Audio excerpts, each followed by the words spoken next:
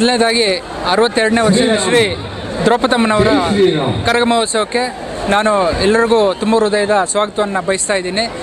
ಈಗ ಈ ವರ್ಷದ ವಿಶೇಷತೆ ಏನಂತ ಹೇಳಿದರೆ, ವಿನೂತನವಾದಂಥ ಒಂದು ಕಾರ್ಯಕ್ರಮಗಳನ್ನು ಸುಮಾರು ಒಂದು 15-20 ವರ್ಷಗಳಿಂದ ನಾವು ಕರೆತರುವಂಥ ಒಂದು ಕಾರ್ಯಕ್ರಮ ಮಾಡ್ತಾ ಇದ್ದೀವಿ.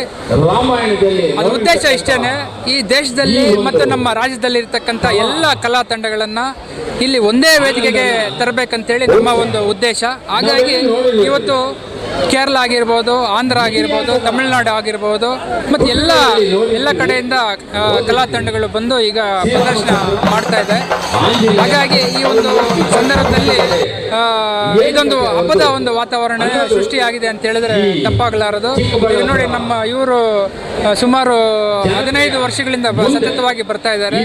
ಇವರು ಈ ಒಂದು ಕಾರ್ಯಕ್ರಮಕ್ಕೆ ಬಿಟ್ಟರೆ ಬೇರೆ ಎಲ್ಲೂ ಪ್ರದರ್ಶನ ಮಾಡೋದಿಲ್ಲ. ಹಾಗಾಗಿ ಇದೇ ಒಂದು ವಾಡಿಕೆನ ನಾವು ಮುಂದುವರಿಸ್ಕೊಂಡು ಹೋಗ್ತಾ ಇದ್ದೀವಿ. ಅತಿ ಮುಖ್ಯ ಒಂದು ಕರಗದ ವಿಶೇಷತೆ ಏನಂತ ಹೇಳಿದ್ರೆ, ಇಲ್ಲಿ ನಮ್ಮ ಕರಗ ಹೊರುವಂಥದ್ದು ಮಹಿಳೆ. ಅದು ಯಾಕಂತ ಹೇಳಿದ್ರೆ, ನಾವು ಆದಿಶಕ್ತಿಯನ್ನು ಪೂಜೆ ಮಾಡುವಂಥ ಒಂದು ಪದ್ಧತಿಯನ್ನು ನಾವು ವಾಡಿಕೆ ಮಾಡಿಕೊಂಡಿದ್ದೀವಿ. ಅದು ನಮ್ಮ ಪೂರ್ವಿಕರು ನಮಗೆ ಕಳಿಸ್ಕೊಟ್ಟಿರ್ತಕ್ಕಂಥ ಒಂದು ಮಾರ್ಗದಲ್ಲಿ ನಾವು ಸಾಗ್ತಾ ಇದ್ದೀವಿ.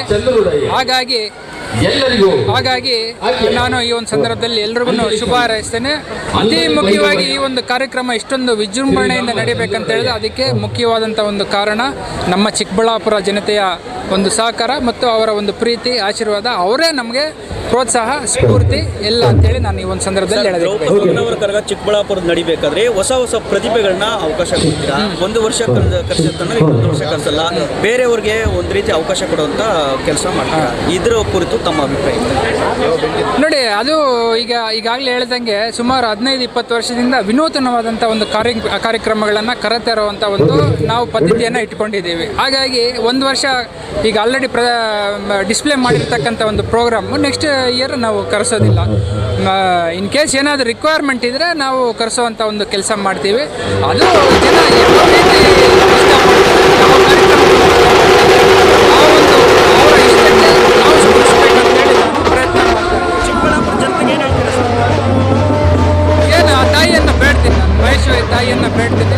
ಇಷ್ಟು ವರ್ಷಗಳ ಕಾಲ ನಮಗೆ 62 ವರ್ಷಗಳಿಂದ ಸುಸೂತ್ರವಾಗಿ ನಡೆಯೋದಕ್ಕೆ ಜನ ಎಲ್ಲ ರೀತಿಯಲ್ಲಿ ಪ್ರತ್ಯಕ್ಷವಾಗಿ ಪರೋಕ್ಷವಾಗಿ ನಮಗೆ ಅವರು ತುಂಬ ಹೃದಯದಿಂದ ಪ್ರೋತ್ಸಾಹ ಕೊಡ್ತಾ ಇದ್ದಾರೆ. ಹಾಗಾಗಿ ಇಲ್ಲಿ ಸೇರಿರ್ತಕ್ಕಂಥ ಎಲ್ಲ ನಮ್ಮ ಚಿಕ್ಕಬಳ್ಳಾಪುರ ಜನತೆಗೆ ಮತ್ತು ಇಲ್ಲಿ ಮನೆಯಲ್ಲಿರ್ತಕ್ಕಂಥ ಎಲ್ಲರಿಗೂ, ಈ ನಮ್ಮ ಕ್ಷೇತ್ರಕ್ಕೂ ಮತ್ತು ರಾಜ್ಯದವರು ಎಲ್ಲ ಜನತೆಗೂ ತಾಯಿ ಈ ವರ್ಷ ಸುಖ, ಶಾಂತಿ, ನೆಮ್ಮದಿ ಮತ್ತು ಎಲ್ಲರಿಗೂ ಆರೋಗ್ಯ ಕೊಡಲಿ ಅಂತೇಳಿ, ಅಭಿವೃದ್ಧಿ ಕೊಡಲಿ ಅಂತೇಳಿ, ಆಯುಷ್ ಕೊಡಲಿ ಅಂತೇಳಿ ಆ ತಾಯಿಯನ್ನು ವಿಶೇಷವಾಗಿ ಮತ್ತು ಆದಿಶಕ್ತಿಯನ್ನು ನಾನು ಪೂಜೆ ಮಾಡ್ತೀನಿ.